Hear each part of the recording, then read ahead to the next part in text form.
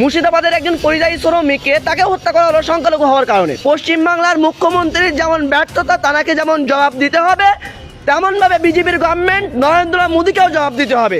তাকে সেখানে জয় শ্রীরাম বলতে বাধ্য করা হলো, যখন সে জয় শ্রীরাম বললো না, একেবারে গণপিটুনি করে তাকে হত্যা করা হলো। এই দায়ভার এই রাজ্যের মুখ্যমন্ত্রী। অর্থাৎ ছোট আমাদের ট্রেলার, আগামীতে আমরা বৃহত্তর আন্দোলনে নামতে চলেছি, যেখানে আমরা সংবিধান আমাদের বুকে রেখে গুলি খেতে হলে গুলি খাবো, কিন্তু সংবিধানকে আমরা বাঁচাবো।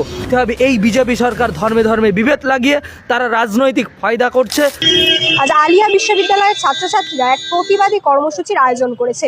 একেবারে সংবিধান বাঁচাও স্লোগানকে সামনে রেখে তাদের অভিযোগ যে পশ্চিমবঙ্গে তথা ভারতবর্ষে সংখ্যালঘু তোষণ, সংখ্যালঘু নিপীড়ন ক্রমশ বেড়েই চলছে।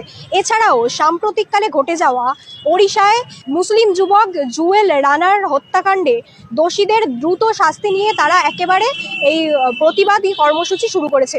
একেবারে সরাসরি তাদের সাথে কথা বলে জানার চেষ্টা করব তাদের কি দাবি। আলিয়া বিশ্ববিদ্যালয়ে আজ এই যে প্রতিবাদ কর্মসূচি, আপনাদের মূল দাবিগুলো কি? দেখুন, আমাদের মূল দাবি হচ্ছে আরএসএস যেভাবে গুজিয়ে উঠেছে।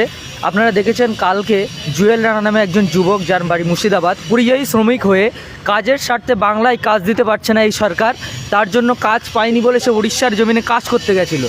সেখানে তাকে জয় শ্রীরাম বলতে বাধ্য করা হয়। যখন সে জয় শ্রীরাম বলতে নারাজ হয়, তখন তাকে বাঙালি এবং বাঙালি বলে আখ্যায়িত করা হয়, অর্থাৎ বাংলাদেশি বলে আখ্যায়িত করা হয়।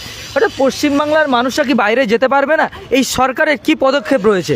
একজন বাঙালি মুসলিম যে এই সরকার পশ্চিমবাংলার জমিনে যাকে কাজ দিতে পারছে না, সে কাজের খাতিরে তার খাদ্য জোটানোর জন্য, পরিবার চালানোর জন্য সে উড়িষ্যার মতো রাজ্যে গিয়েছে, কাজের খাতিরে কাজ করছে এবং কিছু অর্জন করে ফ্যামিলিকে চালাচ্ছে, নিজে খাবার পাচ্ছে।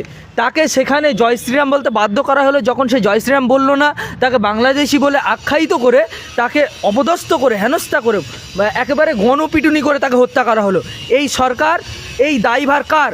প্রথমে আমরা দায়ভার দেবো এই রাজ্যের মুখ্যমন্ত্রী অর্থাৎ মমতা বন্দ্যোপাধ্যায়কে। আমি বলছি, সেই মমতা বন্দ্যোপাধ্যায় আজকে এই রাজ্যের যুবক যুবতীদের বেকার করে রেখেছে, তার জন্য তাদের কর্মের খাতিরে তাদেরকে বাইরে যেতে হচ্ছে।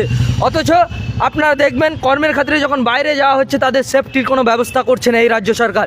এটা সম্পূর্ণ পশ্চিমবঙ্গ রাজ্য সরকারের ব্যর্থতা, 1 নম্বর। 2 নম্বর হচ্ছে উড়িষ্যা যে রাজ্য, আপনারা দেখবেন গত কয়েকদিন পূর্বে বাংলাদেশে দীপু দাসকে যখন হত্যা করা হয়েছে, তখন এই রাজ্যের বিজেপির পান্ডারা তারা মিছিল করেছিল এবং মিছিল করে বলেছিল যে সংখ্যালঘুদের উপরে অত্যাচার হচ্ছে। আমি আজকে ওদেরকে হুঁশিয়ারি দিয়ে বলতে চাই, এই ভারতবর্ষের জমিনে যেখানে বিজেপি সরকার রয়েছে, সেখানে আফরাজুল থেকে শুরু করে একের পর এক আমার মুসলিম ভাই বোনদেরকে, সংখ্যালঘুদেরকে হত্যা করা হচ্ছে, তাদের উপরে নির্মম অত্যাচার করা হচ্ছে। এরা তখন বসে বসে কি আঙুল চুষছিল? ও আচ্ছা, ওটা রাজনীতি হবে, এটা রাজনীতি হবে না। মুসলমানরা মানুষ নয়, ওরা মানুষ। আপনি রক্ত কাটেন তো একজন